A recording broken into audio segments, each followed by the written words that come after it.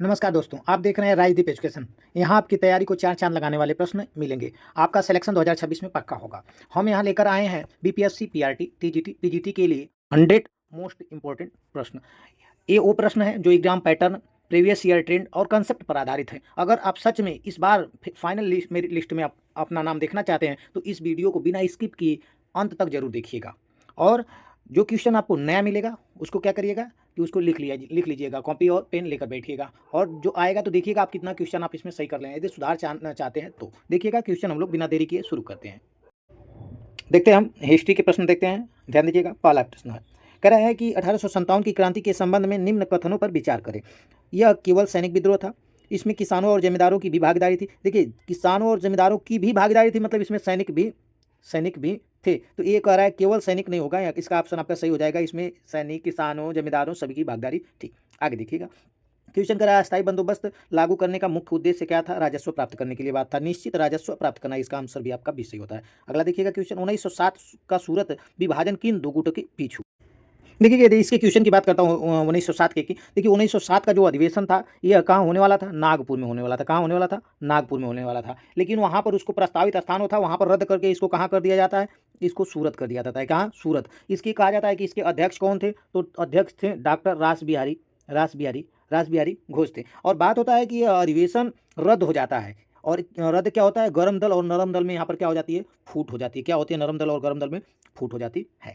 और क्वेश्चन यदि ये पूछता है कि यह सूरत विभाजन किन दो गुटों के बीच हुआ, तो आप नरम दल गर्म दल बताएंगे। लेकिन यह विभाजन मतलब जो यह अधिवेशन रद्द क्यों हुआ, तो आप बताएंगे यह अधिवेशन जो था यह हंगामे की वजह से रद्द हुआ। किस वजह से? हंगामे की वजह से। आगे क्वेश्चन देखते हैं। कह रहा है कि गांधी जी का पहला सफल सत्याग्रह भारत में कहाँ हुआ? तो सबसे पहला आपका कहाँ रहा? चंपारण। चंपारण का सत्याग्रह कब आपका हुआ? 1917 में। कब हुआ? 1917 में। आपका खेड़ा कब हुआ? 1918 में। कब हुआ? 1918 में। अहमदाबाद कब हुआ? मिल मजदूर 1918 में। कब हुआ? 1918।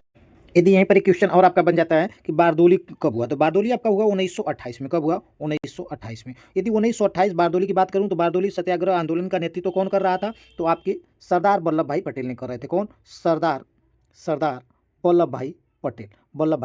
यदि पूछता है क्वेश्चन की वो सरदार की उपाधि इन्हें कौन दिया, तो ये बारदोली की महिलाओं ने दिया इन्हें सरदार की। यहाँ पर एक क्वेश्चन कम पूछने को देखने को मिलेगा कि कब हुआ, लेकिन ये पूछता है कि सरदार वल्लभ भाई पटेल को सरदार की उपाधि कहाँ से मिली, तो बारदोली आंदोलन से वहाँ की महिलाओं ने इनको उपाधि दी। आगे देखते हैं क्वेश्चन कि रॉलेट एक्ट का विरोध किस घटना के परिणत हुआ? तो रॉलेट एक्ट का विरोध की बात करेगा तो ये जलियांवाला बाग के। क्या होगा? जलियांवाला बाग। यह हुआ कब? तो जलियांवाला बाग 1919 में हुआ। कब हुआ? 1919 कब? 13 अप्रैल को हुआ। क्या कितने को हुआ? 13 अप्रैल को हुआ है। ठीक है, आगे क्वेश्चन देखते हैं। अब बात यहाँ पर कर लेते हैं भारत छोड़ो आंदोलन, तो 1942 को होता है। 1930 को दांडी मात्रा की बात होती है। 1922 को आपका चोरी चौरा होता है। 1930 को आपको दांडी मार्च होता है। ठीक, आगे देखिएगा। कह रहा है स्वराज शब्द पहली बार कांग्रेस अधिवेशन में किस वर्ष प्रमुखता से रखा गया? यदि ये क्वेश्चन कहता है तो इसका हो जाएगा 1906 में। कब रखा गया? 1906 में। यहाँ पर बात होती है तो 1906 के अधिवेशन के अध्यक्ष कौन थे कांग्रेस के? तो आपके थे दादा भाई नरौजी। कौन थे? दादा भाई नरौजी थे। यदि दादा भाई नरौजी की बात किया जाता है मेरे मित्रों, तो ये 1906 में भी अधिवेशन के अध्यक्ष थे और 1986 में भी थे। ये कहाँ का अधिवेशन था? ये कलकत्ता का था। कलकत्ता का था। फिर 1993 में थे। 1993 में थे। ये अधिवेशन कहाँ का था? तो ये अधिवेशन लाहौर का था। लाहौर का था। ध्यान दीजिएगा, क्वेश्चन ये सब बन रहे हैं। क्वेश्चन आपको 100 देखने को मिलेगा, लेकिन एक्सप्लेनेशन 200 प्लस जाएगा। ठीक है, और इसी 20-25 मिनट की वीडियो में सारा देखने को मिलेगा। ठीक है, स्वराज शब्द पहली बार कांग्रेस के किस अधिवेशन में प्रमुखता से रखा गया? तो 1906 में। ठीक है, आगे देखिएगा क्वेश्चन। कह रहा है कि भारत छोड़ो आंदोलन का नारा किसने दिया? तो ये आपका गांधी जी ने दिया। कौन दिया? गांधी जी ने दिया। कौन दिया? गांधी जी ने दिया। ठीक है, उसी समय गांधी जी ने करो और मरो का नारा दिया। करो या मरो का नारा दिया। ठीक, आगे देखते हैं क्वेश्चन। कह रहा है गदर पार्टी की स्थापना कहाँ पर हुई थी? गदर पार्टी की स्थापना आपका सैन फ्रांसिस्को में हुई थी। कहाँ पर हुई थी? सैन फ्रांसिस्को में हुई थी। ठीक है, आगे क्वेश्चन देखते हैं। भारत शासन अधिनियम 1919 का प्रमुख प्रावधान, इसका प्रमुख प्रावधान यह था कि द्वैध शासन की मांग। क्या था? द्वैध शासन की मांग। ठीक, आगे देखिएगा। कह रहा है कांग्रेस का प्रथम अधिवेशन कहाँ हुआ? बात यदि कांग्रेस के प्रथम अधिवेशन की बात की जाती है तो कहा जाता है कांग्रेस का प्रथम अधिवेशन जो होता है वो आपका मुंबई में होता है। कहाँ होता है? मुंबई में होता है। यह प्रस्तावित कहाँ था? प्रस्तावित तो था पुणे में होने के लिए। कहाँ पर? पुणे में। लेकिन वहाँ पर क्या था? हैजा बीमारी की वजह से यहाँ पर नहीं होता है। यह होता है मुंबई में। मुंबई में किस जगह पर? तेजपाल संस्कृत विद्यालय में होता है। कहाँ पर? तेजपाल संस्कृत विद्यालय में होता है। यदि पूछता है इस अधिवेशन के अध्यक्ष कौन होते हैं, तो WC बनर्जी। कौन होते हैं? WC बनर्जी, व्योमेश चंद्र बनर्जी। और इससे पूछेगा कि कांग्रेस के संस्थापक कौन थे, तो ईओ ह्यूम थे। कौन थे? ईओ ह्यूम थे। ध्यान दीजिएगा ये सारे क्वेश्चन का, इसका ऑप्शन आपका सही होता है बी। आगे देखते हैं, आगे क्वेश्चन करिएगा। कह रहा है स्वदेशी आंदोलन किसके विरोध में शुरू हुआ? तो स्वदेशी आंदोलन किसके विरोध में शुरू हुआ? तो बंग भंग। ये कब हुआ? तो 1905 की बात करता है। कब होता है? 1905 में। बंगाल विभाजन कब होता है? 1905 में। तो इसका ऑप्शन क्या सही हो जाएगा? बी सही होगा। आगे देखिएगा, कह रहा है दांडी यात्रा कितनी दूरी की, मतलब इसकी कितनी दूरी थी, मतलब कितनी दूरी की थी? तो ये होगा 240 की। कितनी? 240। यदि पूछेगा दांडी यात्रा में गांधी जी के साथ कितने लोग थे? तो गांधी जी के साथ 78 लोग थे। गांधी जी के साथ, ध्यान रहे, गांधी जी के साथ। यदि क्वेश्चन अब तक तो यही पूछा है मैक्सिमम एग्जामों में कि उनके साथ कितने लोग थे? 78 लोग। लेकिन ये पूछ दे कि दांडी यात्रा में गांधी जी को लेकर कुल कितने लोग थे? तो आप लिख देंगे 79। क्या लिखेंगे? 79। लेकिन बार बार क्वेश्चन में ये आता है कि गांधी जी के साथ कितने लोग थे? तो 78 लोग थे। ठीक है, दांडी यात्रा की बात करेगा। इसका ऑप्शन आता है बी सही होता है। आगे देखिएगा, क्वेश्चन नंबर 13 कह रहा है मुस्लिम लीग की स्थापना कब हुई? तो मुस्लिम लीग की स्थापना 1906 में होती है। कब होती है? 1906 में होती है। 1906 में। मुस्लिम लीग ने अपना संविधान कब तैयार किया था? तो 1907 में इसने अपना क्या था? संविधान तैयार किया। क्या तैयार किया? संविधान तैयार किया। संविधान तैयार किया। ठीक है, आगे बढ़ते हैं। क्रिप्स मिशन भारत कब आया? क्रिप्स मिशन भारत कब आया? तो क्रिप्स मिशन भारत आता है 1942 में। इसका ऑप्शन क्या सही हो जाता है? 42 में। आगे देखते हैं, नमक सत्याग्रह का उद्देश्य क्या था? तो नमक सत्याग्रह का उद्देश्य था कि नमक कर समाप्त करना। नमक कर को क्या कर देना? समाप्त करना। आगे देखते हैं, कह रहा है कि होम रूल आंदोलन का संबंध किससे है? तो होम रूल आंदोलन का संबंध जो है आपका तिलक और एनी बेसेंट से। किससे है? तिलक और एनी बेसेंट से है। ठीक है, आगे देखते हैं, कह रहा है कि पूर्ण स्वराज प्रस्ताव किस अधिवेशन में पारित हुआ? तो ये आपका लाहौर अधिवेशन था। और कब था? 1929। कब था? 1929 की बात होती है, लाहौर अधिवेशन। ठीक है, आगे देखिएगा, कह रहा है कि 1857 की क्रांति का तत्कालिक कारण क्या था? तो था कारतूस का क्या? विवाद। यह कहाँ से प्रारंभ होता है और कब से प्रारंभ होता है? तो यह मेरठ से 10 मई को प्रारंभ होता है। कहाँ से? 10 मई से। कहाँ से प्रारंभ होता है? मेरठ से। ठीक है, कब? 10 मई को। 10 मई को। ठीक है, आगे देखते हैं, कह रहा है कि कैबिनेट मिशन योजना कब आती है? तो 1946 में आती है। कब आती है मेरे मित्र? तो 1946 में आती है। ठीक है, आगे क्वेश्चन देखते हैं, असहयोग आंदोलन कब शुरू होता है? तो 1920 में शुरू होता है। कब शुरू होता है? 1920 में शुरू होता है। ठीक है, आगे देखते हैं, रोल एक्ट कब आता है? तो 1919 में। क्या आता है? रोल एक्ट आता है। क्या आता है? रोल एक्ट आता है। ठीक है, आगे देखते हैं, कह रहा है कि ज्योग्राफी के क्वेश्चन हम लोग देखेंगे। ध्यान दीजिएगा, पृथ्वी की आंतरिक संरचना के संबंध में सही कथन चुनें।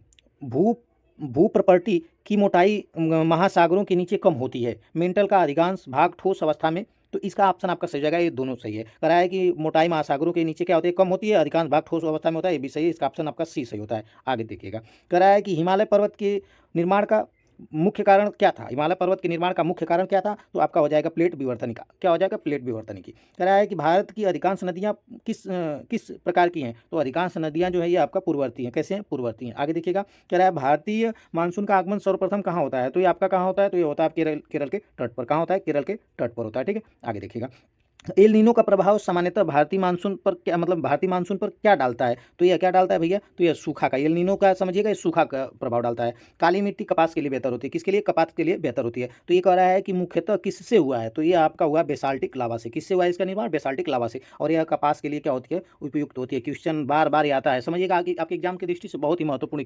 याद रखिएगा मेरे मित्र, हर सही उत्तर आपको सिलेक्शन की एक कदम और करीब ले जा रहा है। औसत लोग छुट्टी लेते हैं, चयनिक लोग रिवीजन करते हैं। तो रिवीजन करते रहिएगा। घंटों का जो वीडियो होता है उसको 20 से 25 मिनट, 30 मिनट में ही समाप्त करके बेहतर तरीके से रिवीजन करते रहिए। ठीक है, आगे देखते हैं क्वेश्चन। देखिएगा, निम्न में से कौन सी नदी पश्चिम से, एक मिनट, कह रहा है निम्न में से कौन सी नदी पश्चिम की ओर बहती है? देखिएगा, पश्चिम की ओर मतलब इधर बहती है। तो ध्यान दीजिएगा, मैक्सिमम नदियाँ गंगा आपकी पूर्व से बहती है। ठीक है, ब्रह्मपुत्रा भी आपका इधर से ही आती है। ध्यान दीजिएगा, तिब्बत से होते हुए अरुणाचल प्रदेश में प्रवेश, अरुणाचल प्रदेश के साइड इधर आ जाती है। ठीक है, ये हो जाएगा। उसके बाद इसका आ जाएगा नर्मदा किधर बहती है? नर्मदा आपका बहती है पश्चिम की ओर। किधर बहती है? पश्चिम की ओर। और ये आपका एस्चुरी का निर्माण करती है। किसका निर्माण करती है? एस्चुरी का, क्योंकि धार इधर क्या होती है? तीव्र होती है। ठीक है, और ये आपका किसका निर्माण करती है? ये सब नदियां जो है ये आपका डेल्टा का निर्माण करती है। किसका निर्माण करती है मेरे मित्र? डेल्टा। देखिएगा, यदि गोदावरी दे दिया है तो गोदावरी से मैं कुछ क्वेश्चन बता देता हूँ। गोदावरी को कहा जाता है दक्षिण भारत की सबसे लंबी नदी। दक्षिण भारत की सबसे लंबी नदी। और इसकी जो लंबाई है 1465 किलोमीटर है। क्या? 1465 किलोमीटर। इसे बूढ़ी गंगा के नाम से जाना जाता है। इसे वृद्ध गंगा के नाम से जाना जाता है। ठीक है, इसकी सहायक नदियाँ बेन गंगा, वर्धा, इंद्रावती, पूर्णा, प्रवरा, प्राणहिता, मंजीरा, ये सब इसकी सहायक नदी है। गोदावरी पूछता है कि कितने राज्यों से बहती है? गोदावरी महाराष्ट्र, तेलंगाना, आंध्र प्रदेश, ये तीनों राज्यों से बहती है। पहले तेलंगाना नहीं था तो 2 राज्य से बहती थी, लेकिन अब तेलंगाना हो जाए। ध्यान रहे कि यह 3 राज्यों से बहती है। कह रहा है कि यह अपना डेल्टा का निर्माण कहाँ करती है? तो राजमुद्री के पास ये अपने डेल्टा का निर्माण करती है। ध्यान दीजिएगा। ठीक है, यह मंजीरा गोदावरी की एकमात्र ऐसी नदी है, इसकी दक्षिण से बहकर प्रवेश करती है जो मंजीरा है, और सभी नदियां किधर से? उत्तर से प्रवेश करती हैं। ठीक है, ध्यान दीजिएगा, क्वेश्चन बहुत सारे इससे बन सकते हैं। और खास करके देखिएगा, कि अब तक क्वेश्चन गंगा से पूछता है, ब्रह्मपुत्रा से पूछता है, लेकिन अब क्वेश्चन ट्रेंड में क्या कर सकता है, आपको ये गोदावरी से क्वेश्चन बनने देखने को मिल रहा है। ठीक है, आगे क्वेश्चन हम देखते हैं, इसका ऑप्शन आपका डी सही होगा, ध्यान दीजिएगा। कह रहा है कि पश्चिमी विक्षोभ भारत की में किस ऋतु में प्रभाव डालते हैं, तो ये आपका किस ऋतु में प्रभाव डालते हैं, तो शीत में, किस में, शीत में प्रभाव डालते हैं। ध्यान दीजिएगा, निम्न में से कौन सी फसल रबी फसल है, तो रबी फसल की बात यदि करेगा तो आपका गेहूं क्या है, रबी फसल है। ठीक है, आगे देखिएगा, देखिए धान जो होते हैं वो खरीफ फसल होते हैं। ठीक है, ये देखिए क्वेश्चन करा है कि भारत की सबसे बड़ी खाड़ी कौन सी है, तो बड़ी खाड़ी आपकी हो जाएगी बंगाल की खाड़ी, सबसे बड़ी खाड़ी है, सी ऑप्शन सही हो जाएगा। आगे क्वेश्चन देखिएगा, पृथ्वी की घूर्णन गति का प्रभाव क्या है, तो घूर्णन गति प्रभाव क्या है, तो ये आपका हो जाएगा दिन और रात का होना। ठीक है, ITCZ का संबंध किससे है, ITCZ का संबंध आपका दाब से है, किससे है, दाब से है। ध्यान दीजिएगा, यहाँ पर सुंदरबन डेल्टा किस नदी द्वारा निर्मित होता है, तो ये सुंदरबन डेल्टा जो है आपका गंगा ब्रह्मपुत्रा के द्वारा होता है। ठीक है, अब सुंदरबन वाले वन कहाँ पाए जाते हैं, सबसे ज़्यादा पश्चिम बंगाल में पाए जाते हैं। कहाँ पाए जाते हैं, पश्चिम बंगाल में पाए जाते हैं। ठीक है, आगे देखिएगा, भारत में लेटराइट मिट्टी कहाँ पाई जाती है, तो भारत में लेटराइट मिट्टी आपकी कहाँ पाई जाती है, तो आपके दक्कन के पठार में। दक्कन का पठार कहाँ पर है, तो दक्कन का पठार ये वाले क्षेत्र में। ठीक है, दक्कन का पठार। ठीक है, दे दीजिए। अगला क्वेश्चन, चक्रवातों की उत्पत्ति प्रायः किस क्षेत्रों में होती है, तो चक्रवातों की उत्पत्ति आपकी प्रायः जो होती है 5 डिग्री से 20 डिग्री अक्षांश के बीच होती है, 5 डिग्री से 20 डिग्री। आगे देखिएगा क्वेश्चन, कह रहा है खनिज तेल का प्रमुख भंडारण भारत में कहाँ है, तो खनिज तेल का प्रमुख भंडारण भारत में जो है था आपका असम में। कहाँ पर होता है, असम के डिगबोई में। ठीक है, कह रहा है जनसंख्या घनत्व सबसे अधिक किस क्षेत्र में है, जनसंख्या घनत्व सबसे अधिक पूछेगा तो ये गंगा के मैदान में है। गंगा का मैदान जो क्षेत्र है इसमें क्या है आपका सबसे अधिक जनसंख्या है। कह रहा है कि भारत में सर्वाधिक वर्षा वाला स्थान कहाँ है, भारत में सर्वाधिक वर्षा वाला मानसीराम चेरापूंजी, यहाँ पर चेरापूंजी दिया है, ऑप्शन सही हो जाएगा। आगे देखिएगा क्वेश्चन, भूकंपी तरंगों के अध्ययन से क्या होता है, क्या ज्ञात होता है, तो आंतरिक संरचना ज्ञात होती है। क्या होती है, आंतरिक संरचना। कह रहा है, देखिएगा अगला क्वेश्चन क्या कर रहा है कि रेगिस्तान बनने का मुख्य कारण क्या है, तो रेगिस्तान बनने का मुख्य कारण जो होता है वो आपका वनों की कटाई होता है। क्या होता है, वनों की कटाई। आगे क्वेश्चन हम लोग देखते हैं, साइंस के क्वेश्चन होंगे 41 से 60 तक, जो कि इंपॉर्टेंट क्वेश्चन है, ध्यान दीजिएगा। कह रहा है निम्न में से कौन सा एंजाइम लार में पाया जाता है, तो लार में आपका कौन सा एंजाइम पाया जाता है, एमाइलेज। कौन से पाया जाता है, एमाइलेज। एमाइलेज आपका लार में पाया जाता है। प्रकाश संश्लेषण की क्रिया मुख्यतः कहाँ होती है, तो प्रकाश संश्लेषण की क्रिया आपका क्लोरोप्लास्ट में होती है। कहाँ होती है, क्लोरोप्लास्ट में होती है। कहाँ होती है, क्लोरोप्लास्ट में होती है। ठीक है, कह रहा है कि निम्न कथनों पर विचार करिए, माइटोकॉन्ड्रिया को पादपों का पावर हाउस कहा जाता है, किसका, पादपों का पावर हाउस कहा जाता है। कह रहा है ये बात तो सही है, कह रहा है यह केवल पादप कोशिका में ही पाई जाती है, में पाया जाता है, तो यह बात आपका सही नहीं है। इसका ऑप्शन क्या सही हो जाएगा, ए सही हो जाएगा। आगे देखिएगा, मानव हृदय में 4 चैम्बर होते हैं, बार बार क्वेश्चन पूछ रहा है, मानव हृदय में कितने चैम्बर होते हैं, कच्छ होते हैं, 4 चैम्बर होते हैं। ठीक है, 4 होते हैं। आगे देखिएगा 45 क्वेश्चन देखते हैं। कह रहा है कि रक्त का लाल रंग किसके कारण होता है, तो ये आपका किसके कारण होता है मेरे मित्र, तो ये हीमोग्लोबिन के कारण होता है। आगे देखिएगा, कह रहा है कि निम्न में से कौन सी गैस अम्ल वर्षा के लिए उत्तरदायी है, तो ये आपकी गैस कौन सी है, SO2। ठीक है, आगे देखिएगा, कह रहा है परमाणु क्रमांक क्या दर्शाता है, तो परमाणु क्रमांक आपका दर्शाता क्या है, तो इसका आपका आंसर हो जाएगा प्रोटॉन की संख्या को परमाणु क्रमांक दर्शाता है। आगे देखिएगा, मेंडल के अनुसार लक्षणों का पृथक्करण किस नियम से संबंधित है, तो ये आपका किस नियम से संबंधित है, तो पृथक्करण के नियम से संबंधित है। किसके, पृथक्करण के नियम से। ओजोन परत का मुख्य किस गैस में होता है, कह रहा है कि क्षय मुख्यतः किस गैस में होता है, ओजोन परत का, तो इसका ऑप्शन आपका सही हो जाएगा CFC, क्लोरोफ्लोरोकार्बन। क्या होगा, क्लोरोफ्लोरोकार्बन। कह रहा है विद्युत अपघटन में कौन सा इलेक्ट्रोड ऋणात्मक होता है, तो विद्युत अपघटन में कौन सा इलेक्ट्रोड ऋणात्मक होता है, तो आपका ऋणात्मक की बात करेगा तो इसमें आपका कैथोड हो जाएगा। ठीक है, एनोड आपका क्या होता है, पॉजिटिव होता है। एनोड क्या होता है, पॉजिटिव होता है। ध्यान दीजिएगा, आगे क्वेश्चन करते हैं, कौन सा हार्मोन मधुमेह से संबंधित है, कौन सा हार्मोन मधुमेह से संबंधित है, तो ये आपका हो जाएगा इंसुलिन। क्या हो जाएगा, इंसुलिन। इंसुलिन मधुमेह से संबंधित है। धातुएं सामान्यतः क्यों उत्पन्न होती हैं, धातुएं सामान्यतः क्यों उत्पन्न होती है, तो ये धात्विक बंध के कारण। आगे देखिएगा, निम्न में से कौन सा उभयचर है, तो उभयचर की बात करेगा तो उभयचर आपका हो जाएगा मेढक। मेढक क्या आपका उभयचर है। आगे देखिए, मानव शरीर की सबसे बड़ी ग्रंथि का नाम क्या है, तो इसका हो जाएगा आपका यकृत है। आगे देखिएगा, ग्रीन हाउस प्रभाव से क्या होता है, तो ग्रीन हाउस प्रभाव से आपका पृथ्वी का तापमान अधिक होता है। क्या होता है, पृथ्वी का तापमान अधिक होता है। कौन सा तत्व सर्वाधिक विद्युत ऋणात्मक है, कौन सा तत्व सर्वाधिक विद्युत ऋणात्मक है, तो ये आपका हो जाएगा फ्लोरीन। क्या होगा, फ्लोरीन। अगला क्वेश्चन देखते हैं, ध्यान दीजिएगा। करा है कि RNA में कौन सा शर्करा पाई जाती है, तो RNA की बात करेगा तो इसमें राइबोज पाया जाता है। क्या पाया जाता है, राइबोज पाया जाता है। आगे देखिएगा क्वेश्चन करा है कि रक्तचाप मापने के लिए किस यंत्र का प्रयोग किया जाता है, तो इसका आपका ऑप्शन क्या सही हो जाएगा, इसका ऑप्शन सही हो जाएगा सिस्मोमैनोमीटर। क्या होगा, सिस्मोमैनोमीटर। आगे देखिएगा, करा है परमाणु के केंद्र में क्या होता है, तो परमाणु के केंद्र में 2 होता है। क्या क्या, प्रोटॉन और न्यूट्रॉन होता है, दोनों होता है। ठीक है, प्रोटॉन और न्यूट्रॉन होता है। ठीक है, करा है पौधे में जल का परिवहन आपका जाइलम द्वारा होता है, और फूड का परिवहन जो होता है, खनिज का परिवहन आपका फ्लोएम द्वारा होता है। किसका, खनिज का।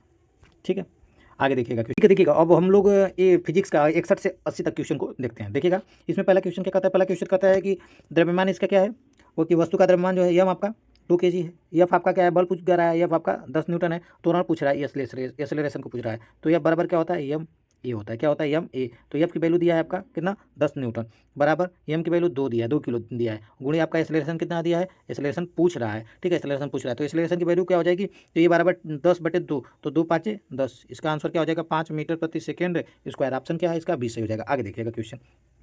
कह रहा है न्यूटन का प्रथम नियम किससे संबंधित है? न्यूटन का प्रथम नियम इनर्शिया से संबंधित। किससे? इनर्शिया से। ठीक है, आगे देखिएगा क्वेश्चन। कह रहा है यदि कोई वस्तु 20 मीटर प्रति सेकंड की चाल से चल रही है तो उसका संवेग होगा यदि एम इक्वल टू क्या है? 5 kg है, तो इसका संवेग हो जाएगा 20/100, इसका वैल्यू हो जाएगा क्या? 100 हो जाएगा। क्या होगा? 100 हो जाएगा। 64 नंबर क्वेश्चन को देखते हैं। कह रहा है किसी वस्तु की गतिज ऊर्जा को दोगुनी कर दी जाए या दोगुनी करने के लिए वेग कितना करना होगा? वेग करना कितना होगा यदि इसकी बात करेगा तो आपको ये पता होता है कि जो वेग में परिवर्तन होता है, वेग में परिवर्तन काइनेटिक एनर्जी की बात करेगा, काइनेटिक एनर्जी प्रोपोर्शनल टू क्या होता है? v के स्क्वायर। ठीक है, इसकी बात करता है तो यहाँ पर हो जाएगा √2, इसका गुना हो जाएगा। ठीक है, आगे गुरुत्वाकर्षण त्वरण जी का मान पृथ्वी की सतह पर कितना होता है? तो ये हो जाएगा 9.8 मीटर प्रति सेकेंड का स्क्वायर हो जाएगा। इसका ऑप्शन भी सही हो जाएगा। ठीक है, आगे देखिएगा। कह रहा है प्रकाश का अपवर्तन किस नियम का पालन करता है? तो यह आपका स्नेल का नियम करता है, साइन आई बराबर साइन आर, स्नेल्स लॉ। उत्तल दर्पण द्वारा बना प्रतिबिंब कैसा होता है? तो उत्तल दर्पण द्वारा बना प्रतिबिंब जो होता है आभासी और सीधा होता है। कैसा होता है? आभासी और सीधा होता है। ओम का नियम किसके बीच संबंध बताता है? ओम का नियम जो होता है वह वोल्टेज, धारा और प्रतिरोध के बीच संबंध बताता है। जैसे इसको आप लोग कर सकते हैं कि V बराबर, एक मिनट, V बराबर क्या होता है? V बराबर आई आर। ठीक है, ये आपका प्रतिरोध है, ये आपका करंट है, ये आपका वोल्टेज है। ठीक है, आगे देखिएगा। कह रहा है यदि प्रतिरोध 10 ओम है, प्रतिरोध क्या कर रहा है? 10 ओम है और धारा 2 एम्पियर है। ठीक है, तो इसका विभवांतर कितना होगा? तो V बराबर अभी बताया मैंने, IR होता है। तो आपका 2 गुणे 10 बराबर क्या हो जाएगा? 20 हो जाएगा। क्या हो जाएगा? 20 वोल्ट हो जाएगा। क्या आंसर होगा? 20 वोल्ट। इसका आंसर क्या हो जाएगा? सी हो जाएगा। ठीक है, आगे देखिएगा। ध्वनि तरंग किस प्रकार की तरंग है? देखिएगा, ध्वनि जो होती है, ध्वनि अनुदैर्ध्य है। क्या है? अनुदैर्ध्य है। लेकिन प्रकाश क्या है? अनुप्रस्थ है। प्रकाश कैसी? अनुप्रस्थ है। ध्वनि अनुदैर्ध्य, प्रकाश जो होती है अनुप्रस्थ होती है। ठीक है, आगे देखिएगा। कह रहा है कि विद्युत शक्ति का सूत्र क्या होता है? विद्युत शक्ति का सूत्र होता है क्या? सी। क्या हो जाएगा? ये आपका VI होता है। क्या होता है? VI। शक्ति का सूत्र क्या होता है? VI। आगे देखिए, ऊष्मा का SI मात्रा क्या होता है? तो जूल होता है। क्या होता है? जूल होता है। इसका वो सूत्र पूछ दे भी में तो mL/2 T⁻⁻2 होता है। ठीक है, आगे देखिएगा। यदि दर्पण की फोकस दूरी 10 सेंटीमीटर है, यदि फोकस दूरी 10 सेंटीमीटर तो वक्रता त्रिज्या क्या होगी? तो वक्रता त्रिज्या आपकी क्या हो जाएगी? 20 सेमी हो जाएगी। क्या हो जाएगी? 20 सेमी हो जाएगी, क्योंकि होता है R बराबर क्या होता है? 2F होता है। तो F की वैल्यू यदि 10 दिया है तो 2 गुणे 10 बराबर क्या हो जाएगा? 20 सेंटीमीटर। आगे देखिएगा। कह रहा है स्थिर विद्युत आवेश का SI मात्रक आपका क्या होता है? आवेश का SI मात्रक होता है आपका कूलाम होता है। क्या होता है? विद्युत आवेश का SI मात्रक कूलाम होता है। ठीक है, आगे देखिएगा। तरंग की चाल का सूत्र क्या है? तरंग की चाल का सूत्र आपका होता है एफ लेमडा। क्या होता है? F lambda. ठीक है, आगे देखिएगा। इसे चाल का भी कह सकते हैं, स्पीड का, या तो भी का भी कह सकते हैं। V बराबर जो होता है एफ लेमडा होता है। ठीक है, आगे उत्तल लेंस द्वारा बना प्रतिबिंब कब वास्तविक होता है? तो यह वास्तविक तब होता है जब वस्तु फोकस के बाहर हो। जब वस्तु फोकस के बाहर हो, उससे पहले क्या होता है? यह काल्पनिक होता है। आगे देखिएगा। यदि किसी चालक में धारा बढ़ती है तो उत्पन्न ऊष्मा ऊष्मा क्या होगी? तो ऊष्मा जो हो जाएगी वो आपकी बढ़ जाएगी। क्या होगी? बढ़ेगी। ठीक है, क्योंकि यदि ये बढ़ता है मतलब हीट, यदि चालक की धारा यदि बढ़ेगी तो आपका क्या हो जाएगा? ऊष्मा भी आपका क्या होगा? बढ़ेगा। मतलब ये करंट यदि बढ़ रहा है तो आपका हीट भी बढ़ेगा। ठीक है, दोनों प्रोपोर्शनल होता है, कह दीजिए। नाभिक विखंडन में क्या होता है? तो नाभिक विखंडन में यदि बात करेगा तो नाभिक विखंडन में भारी नाभिक टूटता है। क्या होता है? भारी नाभिक टूटता है। पृथ्वी की कक्षा में घूमते उपग्रह पर कौन सा बल कार्य करता है? तो इसमें कौन सा बल कार्य करता है? तो ग्रेविटेशनल बल कार्य करता है। कौन सा? ग्रेविटेशनल बल कार्य करता है। आगे देखिएगा। करा है कि यदि आवृत्ति 50 हटा जाए तो दोलन का समय क्या होगा? दोलन का समय की बात करेगा तो T बराबर होगा, T बराबर 1 बाई क्या होता है? F होता है। तो यह क्या हो जाएगा? 1/50 करेगा तो 1/50 की वैल्यू क्या हो जाएगी? ये हो जाएगी 0.02 सेकंड हो जाएगी। आगे देखिएगा। करंट अफेयर के महत्वपूर्ण क्वेश्चन है 2025-2026 में जो क्वेश्चन पूछे गए हैं, चाहे जो क्वेश्चन बने हैं वो सब इंपॉर्टेंट क्वेश्चन है, कंसेप्चुअल क्वेश्चन होंगे जो बार बार क्वेश्चन परीक्षाओं में पूछे जा रहे हैं। ठीक है, आगे देखिएगा। कह रहा है कि G20 शिखर सम्मेलन 2025 का आयोजन किस देश में हुआ है? तो आपका ब्राजील में हुआ है। ठीक, आगे देखिएगा। कह रहा है कि COP30 जलवायु सम्मेलन 2025 कहाँ आयोजित किया गया? तो यह कहाँ किया गया? तो ये आपका किया गया ब्राजील में। कहाँ किया गया? ब्राजील में। आगे देखिएगा क्वेश्चन।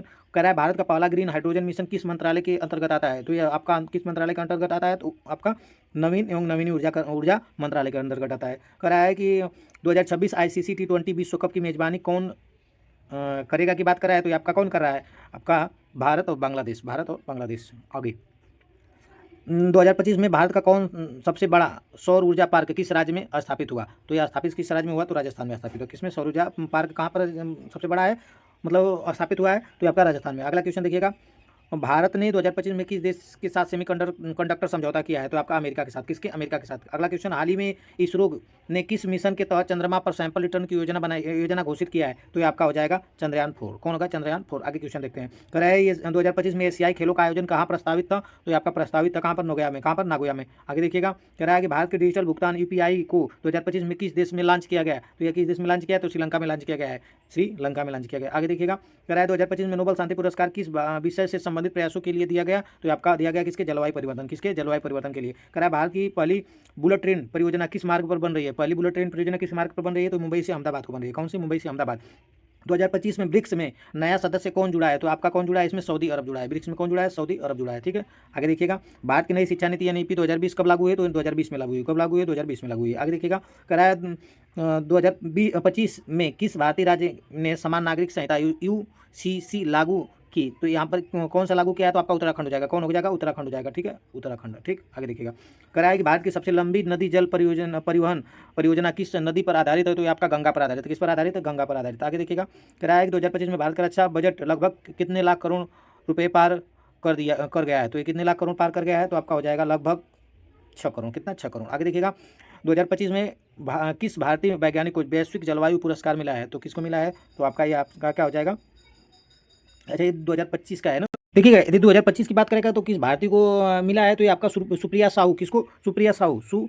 प्रिया साहू को। यदि आपका पूछता है 2026 की यदि बात करेगा तो वीरभद्रन रामनाथन को। किसको? रामनाथन को मिला 2026 का। आगे क्वेश्चन हम लोग देखते हैं। कह रहा है कि इसरो का आदित्य 11 मिशन किसके अध्ययन हेतु है? किसके अध्ययन हेतु है? तो ये आपका अध्ययन कर रहा है किसका? सूर्य के अध्ययन हेतु। आगे देखिएगा, कह रहा है कि भारत में 2025 में किस देश के साथ रक्षा सहयोग अभ्यास वरुण किया गया है? किसके साथ किया गया है? तो आपका फ्रांस के साथ किया गया है। किसके? फ्रांस के साथ किया गया है। आगे देखिएगा, 2025 में भारत की जीडीपी वृद्धि दर लगभग कितनी अनुमानित रही है? तो ये वृद्धि दर लगभग कितनी अनुमानित रही है? तो आपका 6 से 7% रही है। ठीक है, धन्यवाद आप लोगों को ये वीडियो। और बीपीएससी के लिए जो ये महत्वपूर्ण 100 क्वेश्चन है, तो आप देखिएगा इसमें कितना क्वेश्चन, यदि 70% 70 प्लस मतलब क्वेश्चन आपका स्कोर है तो समझिएगा आप स्ट्रॉन्ग जोन में है। यदि 80 प्लस आपका है तो समझिए सिलेक्शन के जोन में है। ठीक है, और यदि आपको अगला वीडियो देखना है, अगला मतलब जो भी अगला वीडियो मैं डालूंगा उसको देखना है, तो चैनल को सब्सक्राइब कर सकते हैं। लाइक शेयर करना ना भूलिए। यदि बेहतर लगे वीडियो तो बताइए भैया अब अगला सेशन में कैसा लेकर आऊँ, क्वेश्चन टफ है या नॉर्मल है या ठीक ठाक है, ऐसे ही चले, आप बता सकते हैं कमेंट में। जरूर अपनी राय जरूर दें।